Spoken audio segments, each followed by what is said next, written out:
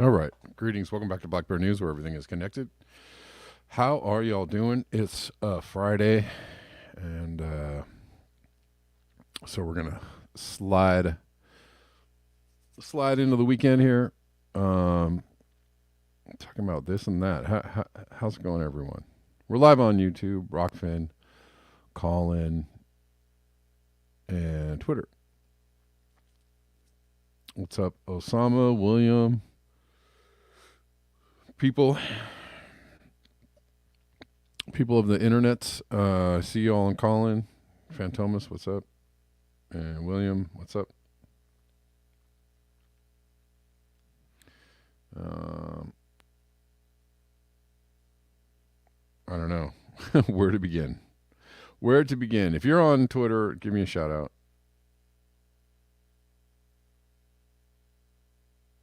Global Solidarity says, notice some talk about industrial farming carbon footprint compared to backyard gardens. The former with the smaller footprint. Yeah, that's silliness. Are you talking about that article? We covered that article.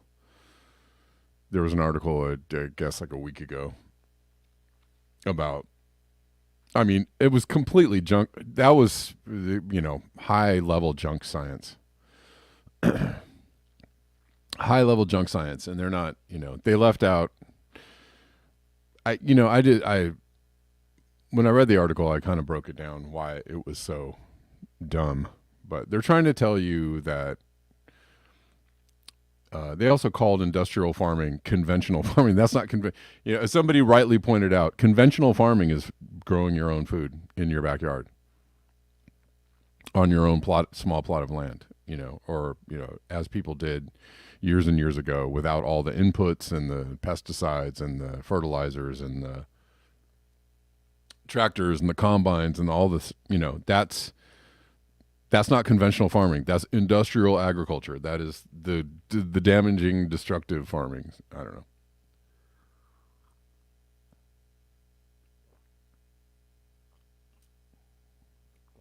know. Everything about that article was just absolutely bonkers, ridiculous. No, it's not more CO2 to grow your own food in your backyard. It's less CO2. Just leave it at that. Just moving on. Industrial agriculture is one of the most destructive things to the planet, which is why they're trying to put out small farmers out of business under the guise of the idea that they're going to be forced to reduce their emissions. However, they're going to replace that food production with industrial agriculture, which is going to be much more destructive, much higher emissions, much, everything about it, less capable of being regulated, right? It's just, anyways.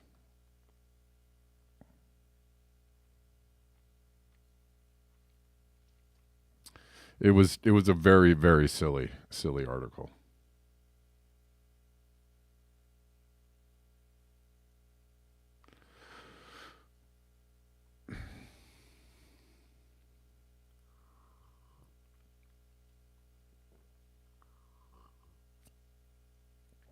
Anyways, well, they're also trying to the FDA or the USDA or some agency like that is trying to get people to register. They're telling you need to register your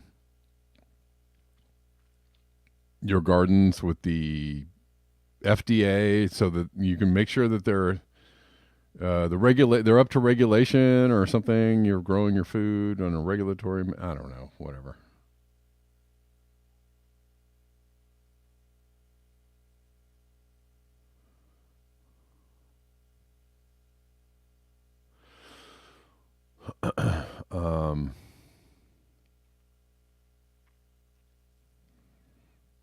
Anyways, the Chile fires. I mean, we did talk about that.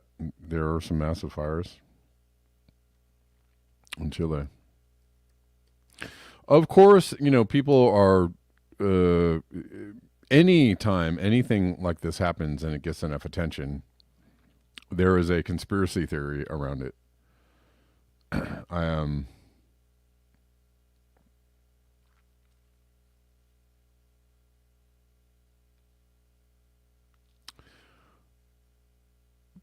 so there's already conspiracy theories about the fires and what the burn cars look like, and I don't know. I don't know. I haven't gone that deep into why they might be.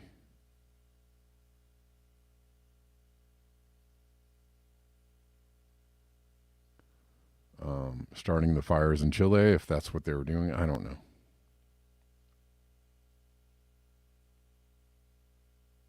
What is the theory? Oh, no, not that people set the fires necessarily, but that the fires look.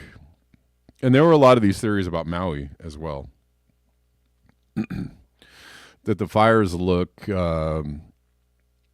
abnormal.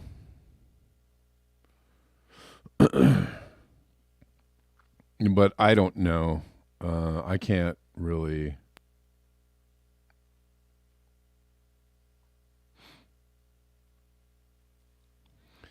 I mean, I don't know really what this is saying. I mean, are they trying to say that they're directed energy weapons? I think that's the theory.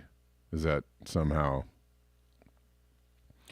they were set by weapons or set by, I don't know. But the thing is see here I'll show you this. This is a post.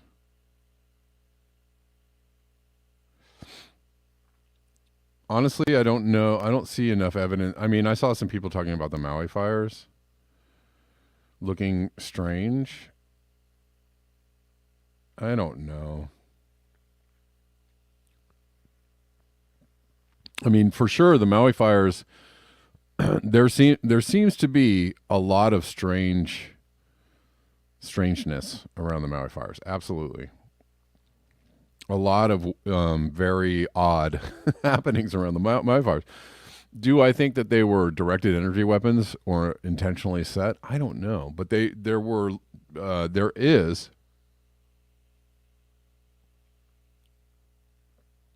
in the case of Maui, they trace back the beginning of the fire to some down power lines. They also there were multiple factors, right? They replaced some of the native vegetation with these particular kinds of grasses. There are like all these factors that kind of combine to start the fire. And then when the fire did start, they trapped the people there. They absolutely. That's actually like not a theory. That's actually there's a lot of evidence for the fact that they kept the people from leaving quickly enough. So that also is, so that all of that bears, you know, honestly, in the case of Maui, and I don't know really anything about they're just saying that it looks similar. So I mean, there's not a lot to go on there. Todd Fine says, I have this theory that the super rich, if they lose control of the United States, the billionaires are buying up oil. Yeah, sure. Well, they don't want to. I don't know enough, and I haven't seen enough about it to really have any conclusion. But as far as Maui goes, I have no. I can't really come down on one side or the other. I do think that there's something strange going on there. I can't say like, I absolutely would not go, well, it was obviously a directed energy weapon. I would not say that. Do I think that it might have been coaxed along or engineered in some way?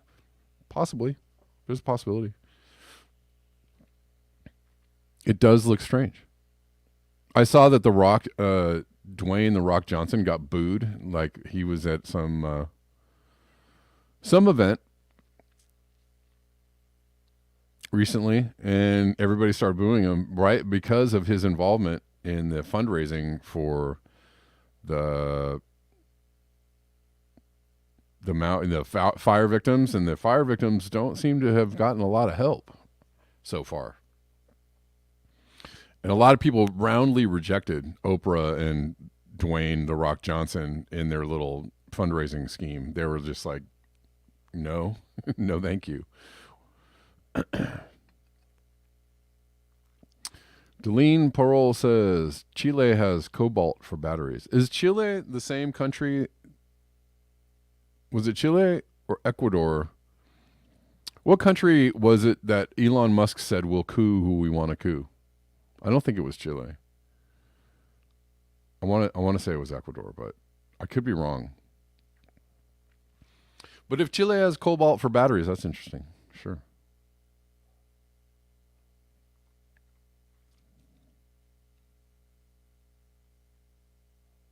Ecuador, that's what I thought. Everybody started. I think it was Ecuador.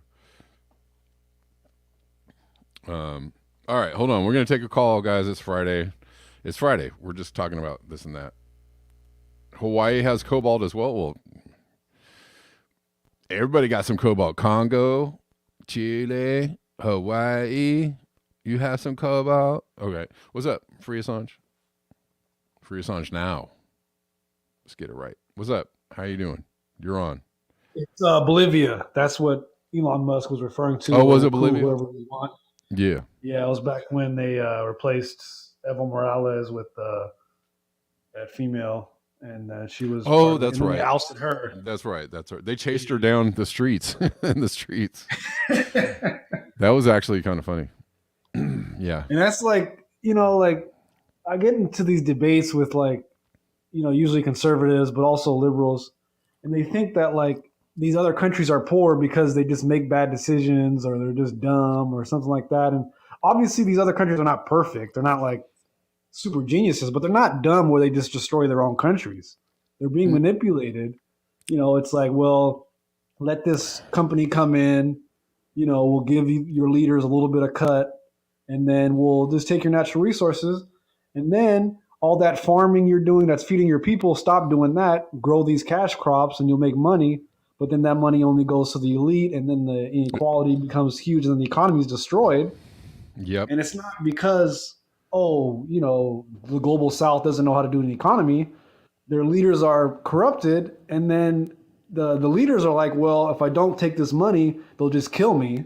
So let me destroy my country. Oh, dude, I just heard something about okay, and I think that he actually died. He was killed. There was a Haitian politician who came out he came out recently and spoke to Trump about being bribed by the Clinton administration for whatever reason, and he didn't take the bribe, and then they suspended his visa, his U.S. visa, and they did some other things to him, right? Very obvious retaliations for him not taking the bribe, right?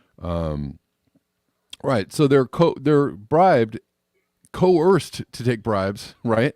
And then when they're found, and then they're found corrupt, and it's easy to point the finger at them and go like, well, these guys are corrupt. They're bad people. They're like Saddam Hussein. I mean, on that same note, did you see this? Eric Prince, the founder of Blackwater, the largest private military in the world, talking about how the U.S. should directly colonize countries that can't govern themselves, including the whole of Africa.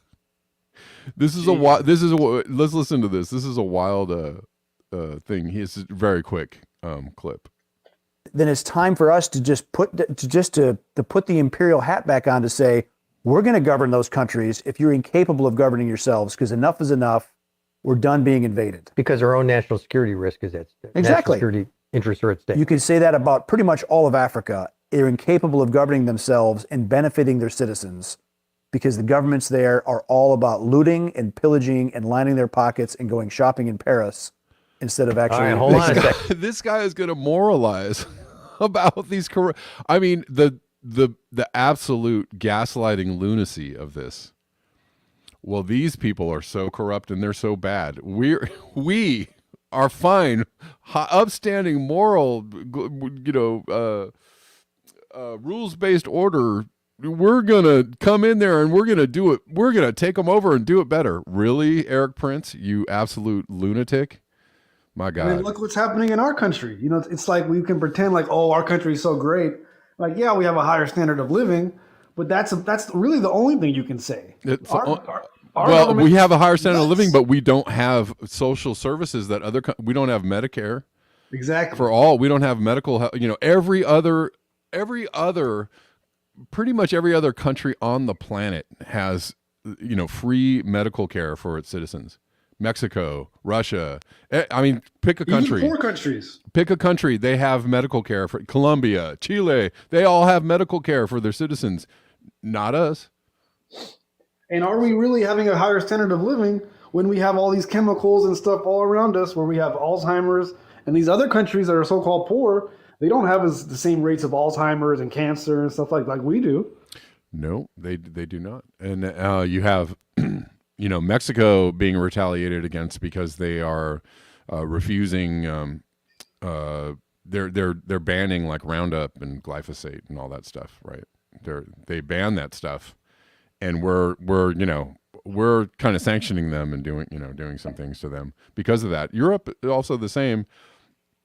They've banned glyphosate and some pesticides, but there's a war in Europe on about. It's funny because they're coming down on the farmers for emissions, Right. but at the same time, they're trying to allow for these GMO crops and also pesticides that they have formally banned, but they're trying to, like, you know, the corporations are trying to get in there and turn those rules around in Europe. So it's like, it's kind of the same in the U.S. It's just like, do what I say, but not as I do, right? Like, I will give Spain credit for not sending weapons to Israel. You know, yeah, well, you know, there are some sane voices there, you know, here and I there. think Ireland did the same. Yeah, I was going to say Ireland, and then they have. Is it There's another country I forgot. the two? Smaller Is it country. Claire Daly? Is she Irish? Yeah, she's I think the Irish EU. And then Mike, Representative. what's the other guy? Mike. Oh, yeah, I forget him. his name. He's pretty good. They're both Irish, and they have really great, you know, things to say. It's you know, it's. Do you guys think the world is turning, like the multipolar world, or maybe not multipolar, but people are getting tired of the global hegemony of the U.S. trying to look for other partners? I think it's a little bit's happening, but I don't know how big it is. Absolutely. I think so. I don't know. I don't know whether people. I think people are awake to that. I don't know. I feel on another level that people are either too comfortable or, you know, you have a lot of people that are probably too comfortable to get out of their, you know, they have real solid jobs and healthcare and, you know, stuff like that and 401ks, and they don't want to rock the boat, you know, by getting out and like really protesting the system. And then you have people that know that when you protest the system, you pretty much lose everything, and they're just afraid. They're afraid, you know, it's the same thing, but like they're afraid. Maybe people that don't have a comfortable life, but they're like, yeah, I'm barely holding on, and I don't want to float down the river of nothingness. So like, I don't want to get out there. I know what they do to people who protest. I don't know. I think Yeah, Europe is encouraging. The farmers are encouraging people. You know, there are some massive protests going on in other parts of the world, but like in the U.S., we have completely given up on the idea of like really getting out there and I just don't see any like mass mobilization. People are demoralized here. I don't think we have democracy here, because I think people Absolutely realize not. No. that, you know, we can, like, look at the George Floyd protests. Even though there's like, you know, problems with Antifa and whatnot, and like psyops, like sabotaging the movement, we had the biggest protest we ever had in the nation, and nothing positive happened from it. Now the narrative is, oh, leftist protesters are violent and destructive, and the police are our saviors. That was the result of the George Floyd protest. Yeah. Honestly, I don't think we should give up. I have complete support of the protest, you know, for Palestine and the protests in Europe about protecting the farmers. But Yeah. I think right now the only solution is, boycotts and trying to, feed ourselves, clothe ourselves, try trading with, our own community, local, try to, I think that's the only way out of this is just ignoring their system.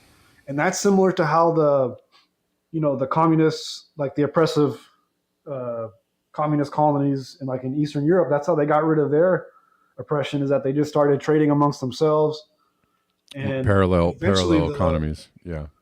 yeah, there was definitely some CIA, stuff going on too. Yeah. But it's when you have an Well, oppressive government. do you think it was more the people there, or do you think it was the CIA?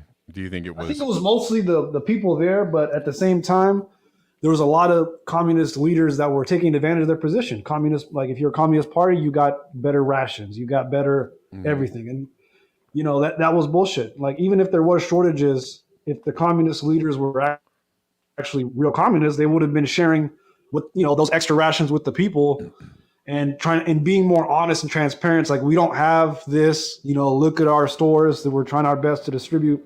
And I think people would have accepted the shortages a little bit better if they knew their leaders, they knew the full story instead of just, you know, blaming the West and just not giving like real hard data on what's really going on. Because the truth is, Cuba and North Korea, they were not allowed to trade, and eventually that's going to destroy any economy, no matter how smart you are. So, especially in this Yeah. globalized world we have now. So I think it was problems on both sides. Whereas like in Poland's a perfect example where they had communism working, but then the conservatives took power because they felt like the communists didn't let them speak. But then the conservatives took power. Now Poland's they're just a puppet of the West now because their economy's in the shitter. Now Yeah. they have capitalism and it's not working that well. Yeah. So it's like I was All just watching sorry, but I was just watching all roads lead to fascism on some level. I don't know. Something like that. I mean, if you don't have transparency, definitely. Because I think now I do like I know what the liberals claim about this all the time, but I do think we're heading towards like fascism, like some Terminator type shit where we're going to be held in holes and whatnot because the narrative's already coming out. Like they're like man, the homelessness in San Francisco is like that's where I live. It's nuts here, man. oh They yeah. give them free housing too, and Yeah. some of them are aggressive. Like I have to deal with piss in the elevator every day. Yeah. No, I mean I'm in LA and it's pretty bad here too. And it's I'm kind of on the outskirts of LA, but like, or I'm in a suburb of LA, but like, when you go into LA, it is very in your face. Hey man, I got some other callers calling in, so I'm gonna let you go and take these other calls. But I appreciate you. Thanks for calling bye. in. Yeah. Um, Phantomas, what's up? How are you doing? Good afternoon. I just wanted to bring up if you saw any of the Jimmy Dore on Wednesday. I did. I talked about it. Oh, you did? Okay. Yeah. I did a whole show about it. Yeah. So I think the real problem here, Kev, is the fact that once again we can't have discussion on these topics, and they just want the general public to keep fighting with themselves with such limited information that's on the TV, on the radio, and the Yeah. articles. And I can understand why people are upset, but it really does point to the fact that most people will not study and do their own research. No, and people rely on people to tell them what's true, whether it's CNN or whether it's like somebody on Rockfin. And I want to make a real quick observation. When I was looking at the Jimmy Dore chat room, Yeah. when you touch on the subject of the Earth, Mm-hmm. or you touch on the subject of Trump, you can't talk about it in a critical way. And I found this kind of level of social engineering, what has happened to our politics, is Yeah. it's narrowing down even more every day. It's narrowing the base down to a point where people get so touchy about just one phrase. Yeah. No, I mean, I've been talking about it for the last week, that there is absolutely no hope of having conversations with people about climate change right now. I think, I think on a mainstream level, I think people accept that climate change is happening, but it's in that kind of, laissez-faire liberal kind of, like, oh yeah, I heard something on NPR about climate change, right? Like they don't really know what's going on. So maybe there's like a kind of a broader level of acceptance. I also think that people can see that things are different, can actually just, if you're just awake and you roll out of bed in the morning, like I think it's really hard not to, see that something has changed on in the planet and the way things are happening, right? It's less bugs and less birds, and the seasons are all messed up, and rain is all messed up, and things just don't work the way they used to on the planet. However, you just cannot have a really nuanced or even in-depth conversation on climate change because the crowd that's like, I hate every hey Todd, don't worry, I'm gonna get you, man. I'm gonna get you. I'll get to you in a sec. The crowd that is against anything that the people in charge are saying are just wild-eyed, like full-throated just climate change is bullshit and it's a hoax and blah blah blah. And I was really, Jimmy Dore bringing on Tony Heller is like, I don't know. It really kind of hurt me in my soul a little bit because I really like Jimmy Dore and I understand his position. I understand the point that he's coming from. I totally get it, which is you can't ever trust the elites about anything that they're saying about anything, right? I get where he's coming from. However, Tony Heller is such a straight up fossil fuel industry op, like, and he doesn't even know that or see that or can't understand that. Like, that part kind of made me a little sad, because Tony Heller like didn't have much. On top of that, Tony Heller didn't bring any charts, graphs, studies to back up his opinion. Again, it was like Kim Iverson when she interviewed whatever her face is, Judy something. She just came on and said, well, it's totally no, and the sea levels are not rising. And Tony Heller, oh, they've been rising for 250 years. Oh, well, then that's fine then.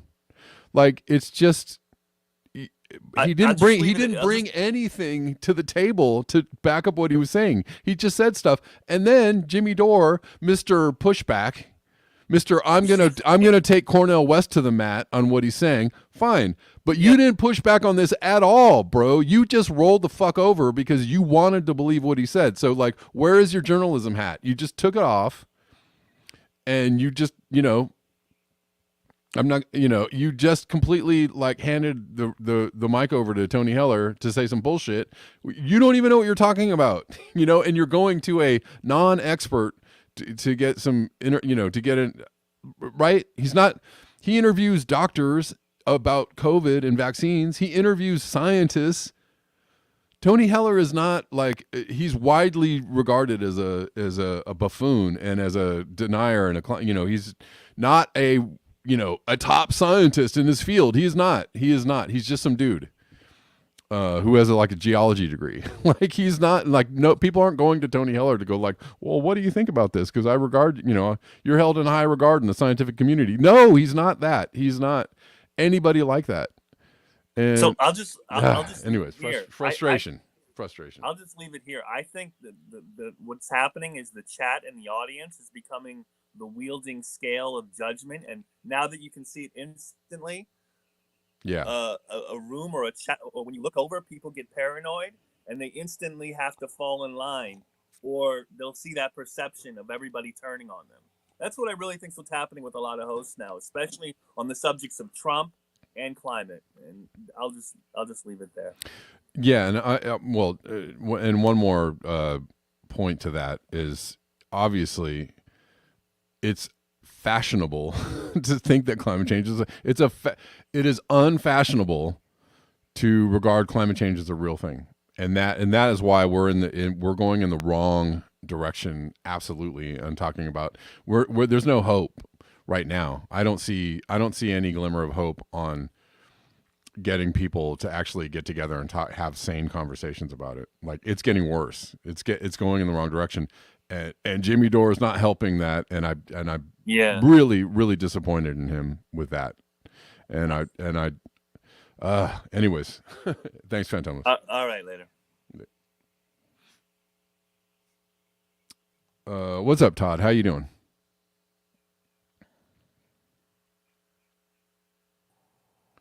Hey, Hey, can you hear me? yes. Hey, Kevin, this is Todd. I am a longtime follower of yours. I don't know how long have you been doing this show? Maybe 8 years, 9 years, a long time. A while. Yeah, since 2017. So I think that's like 7 years. 2017. Wow. So, it's been amazing because you've really kind of chronicled exactly what you were just talking about how the opinions about climate change are kind of shifting around. Everyone knows there's this huge problem, but you're right. In the last year or so, I've noticed the mainstream elite, kind of clamping down on the idea that there's an emergency, on the Yeah. news and stuff. And I have a theory for this, and I'm curious what you think.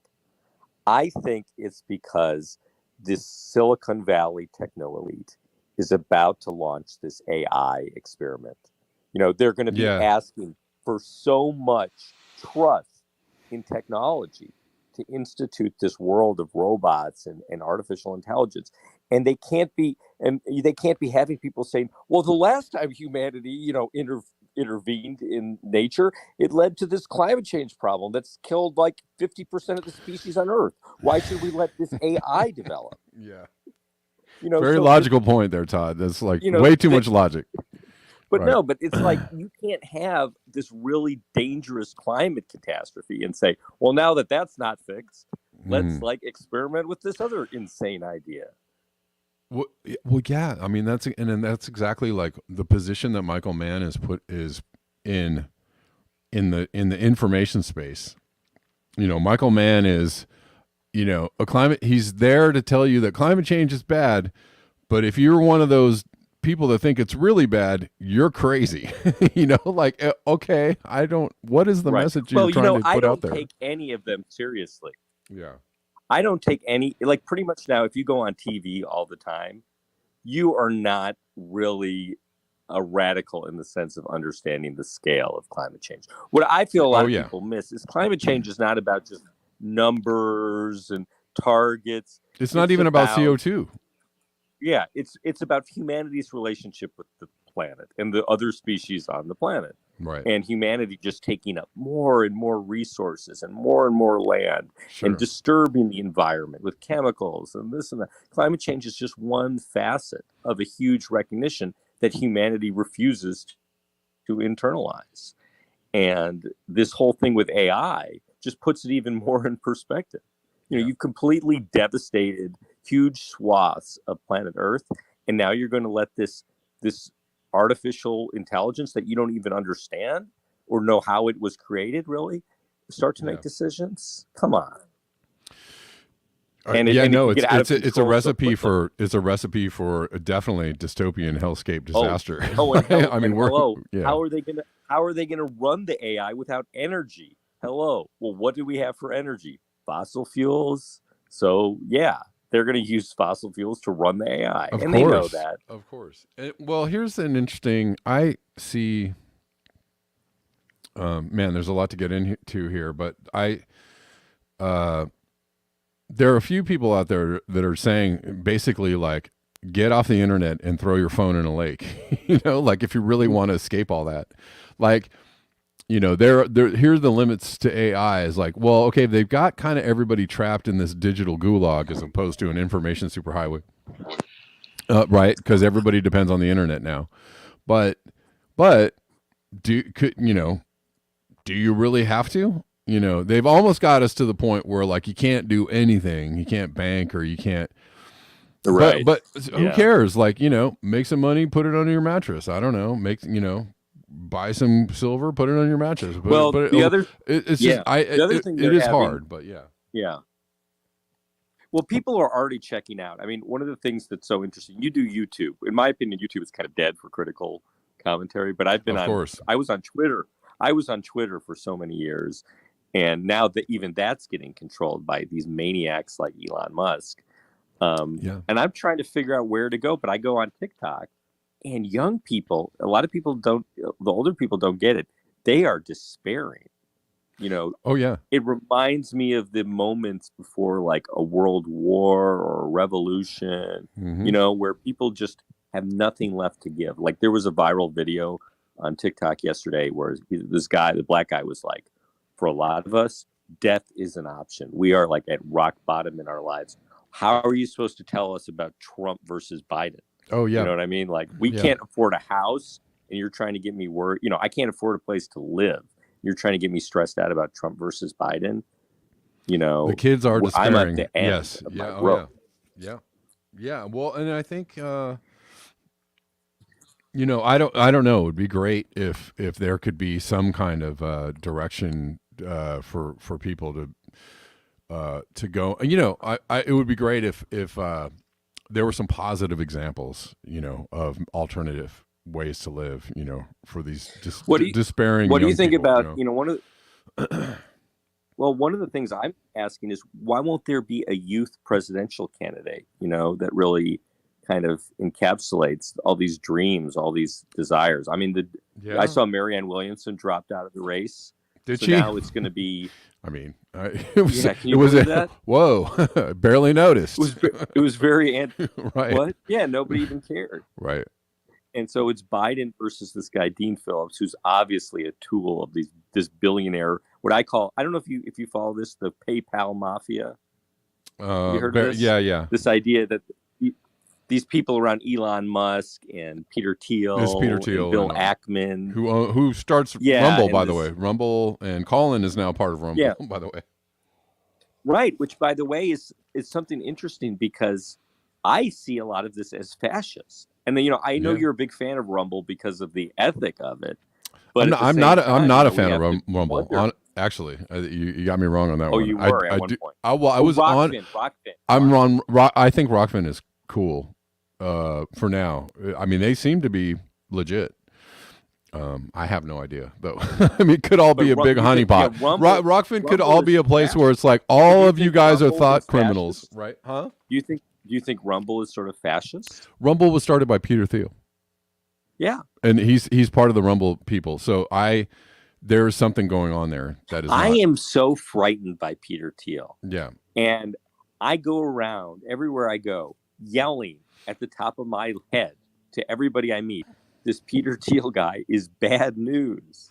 Yeah, and you see a lot of like bigger named content creators going full on into Rumble. Like, yeah, Rumble is awesome. It's great. Just like people are going to Twitter going like, oh, Twitter is great now. It's awesome. It's free speech and stuff. It's like, okay, no. Of these billionaires. Right. And if you noticed, I've never had it. I mean, I'm a historian, Kevin, so I study American history. I've never seen a time in American history where people idolize the rich, certain people. Not everybody, but the cults. You know, some of these rich guys are bigger than the celebrities right now. Can you? I mean, right? Like, you know what I mean? Like, I would say Elon Musk is bigger than Tom Cruise in some sense. Sure. You know? Well, he certainly is capturing people's attention more than. Yeah, but he's kind of built this cult around him, right? People who've made money on his stocks, people who follow his inane. You know, he's kind of He's like captured the midwit. Right. You know what I mean? Like right. The people who are just smart enough to sneer at other people in memes and think they're clever, but not smart enough to realize that Elon Musk, the richest man on the earth, is not your goddamn friend. Hell no. Absolutely. I mean, absolutely not. I don't know where to go. People are asking like, where do we go? Or how do we, you know, to go back to the conversation about, you know, getting off the internet or throwing your phone in the lake. I think that this technology is still these are powerful tools if you can figure out how to wrestle it away from the controllers. And I don't know how you do that, but rest assured there are people working on that every day, right? And there are some places like I don't know that Telegram is like a utopia, but it's not, you know, Telegram is not Are you interested in starting a media company? You know, you should a start media company. that does the new type of stream. Well, you know, What do you mean? Like, for all in these what years you've been on way? these Because I platforms. would love to do that, but like I have no idea wherewithal or idea how to even start doing that. For so many. Well, what I'm getting at is I think for so many years you've been using these, you know, YouTube. I mean, I for people who don't know, I have our longtime listeners of Kevin's program. He has been censored by YouTube more ways than you can imagine, like over many years. Like Sure. it's like he's been so abused by these platforms. At a certain point, the irony is all these platforms are giving you, Kevin, is the cost of the streaming, which is not that much, you know, and that just means that they're processing in terms of a couple of different bit rates and putting it on a website. Well, increasingly, we live in a world where people don't need to go through YouTube. You know, they can go through like Farcaster, or they can directly transmit using crypto, you know, their material. So maybe you'll get to a point where you can just work with new revenue streams. That's what I mean. That's what I would like to do. Right now, I'm a little bit. I am a little comfortable in the venues that I'm broadcasting to, and I think that they're mostly bigger. So they're mostly big. So bad, though, don't you think? They censor my show, but here's the thing: is people will not get off of YouTube. Sorry for yelling.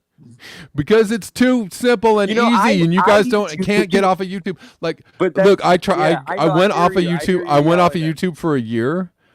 I know. And I went just to Rockfin, and my numbers just went down, down, down. And nobody and everybody. When I came back to YouTube, people were like, "Oh, hey, what's going?" I mean, it was the most like. Do you know why lazy, pathetic, you know, like, what? Oh, I just thought. I don't know. You closed down your channel, so I just stopped watching your show. Like, really? That you're such a fan of the show? It makes me feel so great. Like, Jesus Christ! Like, get off of YouTube. I'm only on YouTube because nobody will watch on any of their fucking platforms because people are too fucking lazy. Sorry, people that are listening right now, if I'm offending you, you're too fucking lazy. You know why that fucking is, Christ. You know why that is? What? The reason, though, you can't be totally mad. It's because a lot of people are using phones where Google and YouTube is totally integrated into the phone. It's not that. It's not as easy. I'll tell you right now, Rockfin is Rockfin is better. Like, oh, okay, that's how I'll find your program mostly. You know, like because I'm following you. So if I'm subscribed to you, it will come up. It will pop up. And so I'll say, oh, okay, there he's streaming. I'll listen to him. Yeah. For the other platforms, people need to intentionally remember. It's like, oh, you know, it's not. And plus, now you're changing around your times, right? So it would be hard for somebody to be like, okay, it's this time. I'm going to go on to the Rockfin or whatever website. You know what I'm saying? So that's the reason. Right. It's unfortunate because I know I just got a little bit upset there, but it's unfortunate because also YouTube is an easier platform for people to navigate, and I get it. It's also also free for me. Like the other reason why I don't use Rumble. It's also faster, by the way. I can repost. Rumble is not a user friendly platform, and it's not a good platform for the broadcasters. And they if you want to live stream, they charge you money unless you have a certain amount of followers. And so it's just like, oh, I can live stream to YouTube because I have a certain amount of followers, which is great. I already have a certain amount of followers, so I can just keep doing. I'm just on YouTube to keep like people coming into the channel somehow, but they suppress the ever living mess out of me. And they won't let me ever grow or ever get new followers. Or new viewers. I am so sad at how YouTube has gotten the censorship on YouTube. It's disgusting. Yeah, it's bad. It used to be kind of like a lot of people, young people, don't even realize you used to be able to type a keyword into YouTube and just say like, most recent, and it would give you the videos. Now I feel like each YouTube search is like what is like, trying to get out of a jungle of propaganda and placement and ads. You know what I mean? Yeah. I can't find anything that I want. Yeah. It's unfortunately, it's It's very frustrating, and I just, I apologize, y'all. I'm just let my frustrations out because YouTube seems to be the platform where, I'm starting some other channels, and guess where I'm starting What them? if you On were to YouTube, on professionalize YouTube. your broadcast more? Professionalize it, like make it slicker. Have you ever thought of like do it like from a studio? Yeah, no, I think about that all the time. I do, and maybe that would help Because I would help me. I don't know. I would love to, because this is so I haven't said I do a lot of stuff on Twitter, and I keep getting my accounts restricted on Twitter. So Yeah. I'm thinking about how to I feel like that's for content creators. That's ultimately where you get to the next level, where you have a team of people that are doing your makeup. You have proper lighting. You have a decent camera, and you present the news. And I think that's what's needed right now is people need to be professionally talking about the crazy situation we're in. A lot of people have ceded it, to these media elites and these mainstream, but it's also the people's responsibility to create their own media, ultimately. Ultimately, and yes, I have all those ideas, going on in my head about, making the show a little more presentable. I'm guess, actually thinking about whatever. going out to LA to talk to people about this because I feel like there's such an you can see on TikTok, you know what I mean? There is such a huge demand for alternative news right now. Like people are absolutely, desperate. absolutely, and I mean, so yeah, it's a growing, burgeoning field, and I would love to. Yeah, sure, a new platform would be great. A new space where people could get together and not be talk freely and not be censored, and it didn't turn into some kind of weird bot land would be great. But maybe there could be like a TV network that's like, here's what I envision: a TV network that's kind of has shows about the big topics, AI, climate change, inequality, global politics. Sure. It has these long form shows, but then it also has the gonzo journalists, these personalities, right, that are going around and, interviewing the president or going to the campaign events, disrupting the Trump things, kind of, Hunter S. Thompson, sure, kind of like, sort of like an updated gonzo journalism for the end of the world. Right. Right. No, I mean, I'm with you, and it's also hard because it's like, okay, when I go to Twitter has actually gotten somewhat better as far as the censorship thing. I don't trust Elon Musk, for shit, and people still get censored there. But I am encouraged when I do see, I see ideas flying, more freely there. Oh yeah, well, And there's a lot of discussion, but it's turning to the right. Turning to the right, or it's just there's also a lot of manipulation there, So yeah, I do see more ideas floating freely, but I see a lot more manipulation. I see a lot of fakes. His tweets go to the top, right? Anything Elon Musk could tweet, like, I'm picking my nose right now, right? And everyone's like, stop the presses. There's a lot of fake, like manipulative, like clickbaity stories and crap. Like, there people can talk more there, but you really have to look at what you're retweeting or what you're looking at, right? And go like, is this video from today? Is this video not from 2 years ago? Is this post sourced? There's a lot of people doing screenshots. Yeah. God, I hate that. Like on Twitter, people just screenshotting news stories and now going, we have here's the story. It's like, dude, the AI deepfakes. Exactly. So there's a lot of mess going on Twitter too, right? I don't even, I'm worried. You were talking earlier, like people are so dumb at figuring out what's true and what's fact. Right. They're about to have the deepfakes.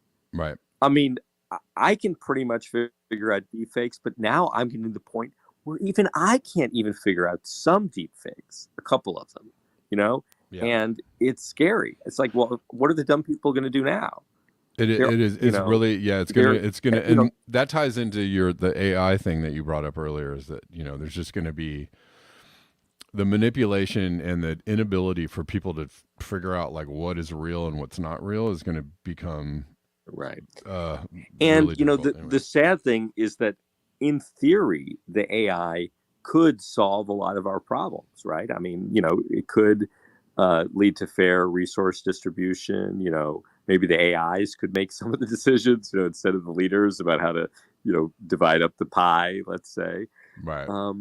But we right now have this maniacal class, this elite class in the United States that is so selfish and just so, just hatred of the American people. Yeah. I've never seen anything like this where, through American history, you always have like, rich and poor and them debating the resources. You've never had an elite that's just like, if they can't get a job, let them die on the streets. Right. Yeah. It's vicious. It is vicious. And yeah. Anyways, man, I got to let you go because I got to end the show soon. And I got William waiting. So thanks for calling in, Todd. Let's see.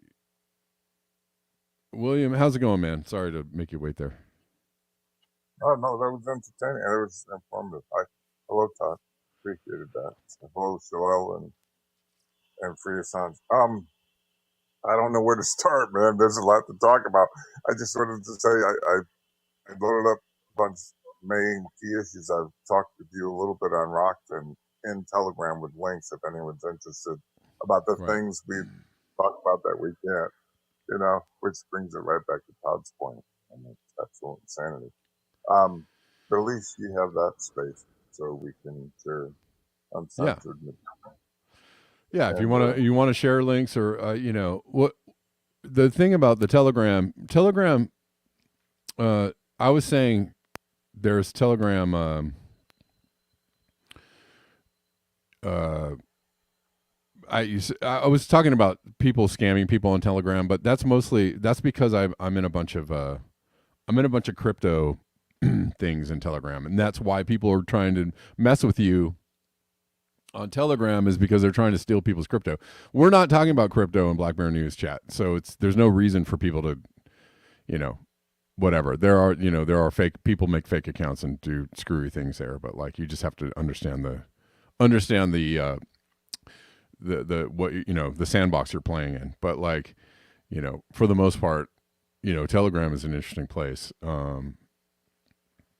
Because you can kind of like talk freely there. So it's, whatever. And also Telegram works when there's a few people there just kind of at all times, right? If you go to a Telegram channel and nobody's talking, then it seems kind of lonely.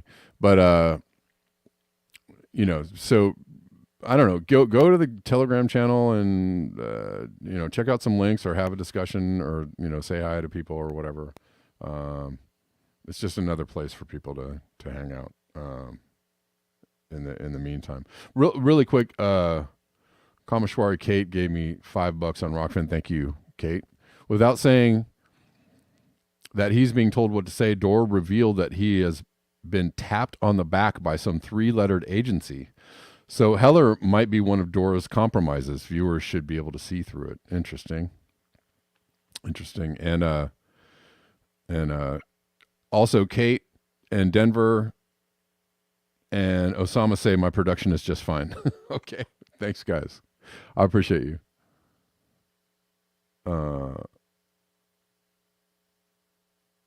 And also, Osama retweeted my link for my fundraiser for my music project. So thanks, Osama. Thank you guys for for the reinforcement. I appreciate that.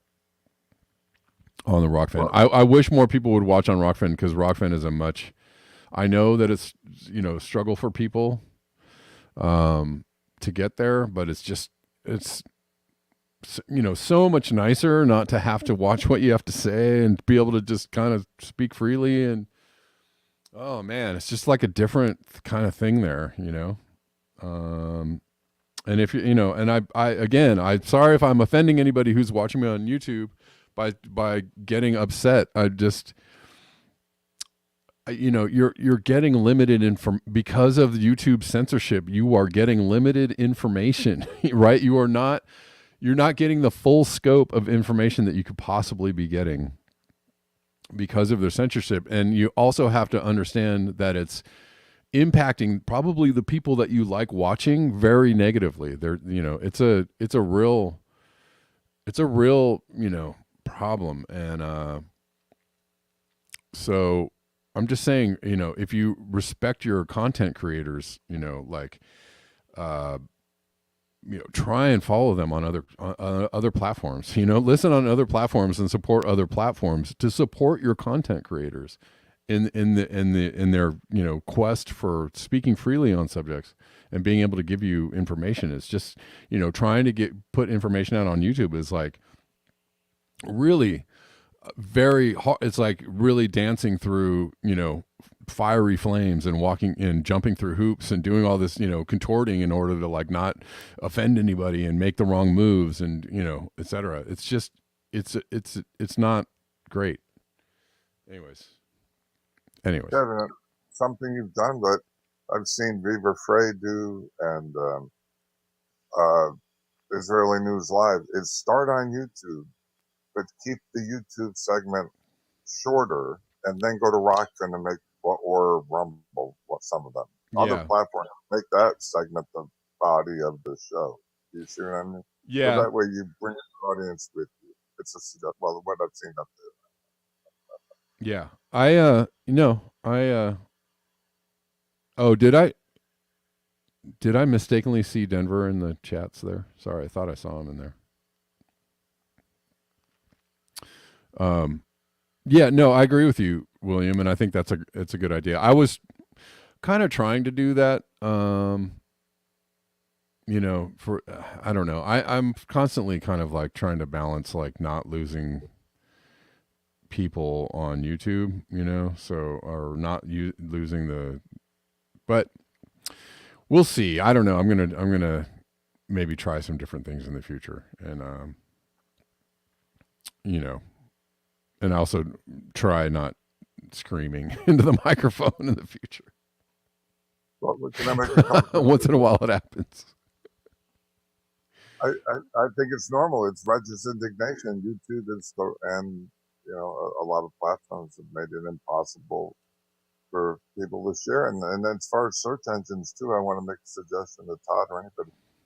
Yandex, from what I found, is fairly uncensored. You can get to James H. Fetzer there, Winter Watch, other platforms with guys that are military veterans, veteran police officers, PIs, and there's kind of like they have their own little micro world of communication, and that's where you kind of get really down to some nitty gritty, in my opinion, and learn a lot more. So the last thing, can I say, I know you want to roll, is in Telegram, you can leave a voice message in Telegram if you hit the mic icon, where you can leave a message, communicate that way, which is kind of neat. Or Telegram is interesting too, because you can call people on Telegram. Yeah. I can live stream to Telegram. Yeah. So yeah, which I may try. I may try and do a live stream to Telegram and see. We'll see if I'd need to figure it out how to configure everything, but be interesting to live stream to Telegram. Yeah, I just had a friend. He set it up, and we live streamed last night for several hours, and then we do Telegram call one another. So if anyone wants to talk to me, I'm wide open. I'm housebound, disabled. I got lots of time. I Eastern Standard Time. Yeah. So I talk about anything. Yeah. Yeah. Well, that's it. Yeah. Give William a shout out on Telegram and get in a conversation with him if you want. The chat is open there. Just come on in. It's t.me/Blackburn News Chat, and the link is in the description box, guys. So we can start a group there where we start live streaming, Kev, where you may not always be available, but some of your regulars, you know what I mean. Then you come in when you know what I mean. Just well, I may do. I don't know, man. I'm going to try a couple of different things, but trying to get around the shadow banning and the censoring is really it is really kind of bizarre for me, because even on Twitter, I'm super shadow banned. I cannot gain any followers on Twitter. I cannot. They keep me. I mean, I'm stuck. I literally have been at about 600 followers on Twitter for like years. They would for years. I've been on Twitter for a long time. Like, you would think, just by accident, just by waking up and, waking up every morning and continuing to be active on Twitter, you would think that I'd get like 20 or 30 or 50 followers in 3 years. No, like it's just stuck. Same with YouTube. It's just stuck. I cannot break out of this like box that I'm in. So I'm trying to figure out, I guess that's also why I'm a little frustrated with the YouTube experience is that they absolutely will not allow me to grow on any level. So the people that watch me are people that have been here for years, so they, people have been watching me since, 2018 or 19. There are some people that kind of wander in, but like really it's very, very, very small, very small. Yeah, we're all trying to communicate with one another in a narrower and narrower, more censored world. Yeah. Overwhelming. But Yeah. hey, but listen, I appreciate what you're doing. Now you want to roll, and I'll Yeah. Thanks, William. Thanks for calling in. I appreciate you. Yeah, thank you, bro. All right. All right, guys. That about does it for me. Justin McNeil asks, are we just going to keep running from this platform to that one? What happens when all future platforms are censored by law as a prerequisite to make the platform? You're right. I mean, that is a really great point, Justin. Yes, I personally, instead of trying to outrun the censorship, it might be a really good idea for people to organize together and fight, for internet freedom of speech, right? There should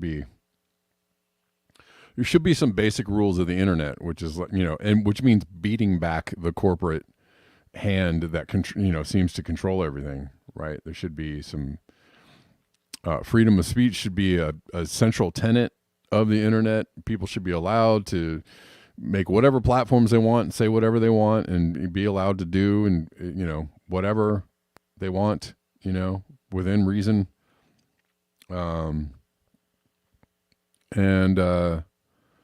Right, there could be some checks and on some things, on some activities, but for the most part, free speech is free speech, right? So and freedom of movement and freedom of anonymity and all that kind of stuff. All the good things of the internet should be encoded in law, and that's what people should be fighting for, not just like, well, this platform's bad and they censor, so let's go over here. Right, you're absolutely right, Justin. That's a great point.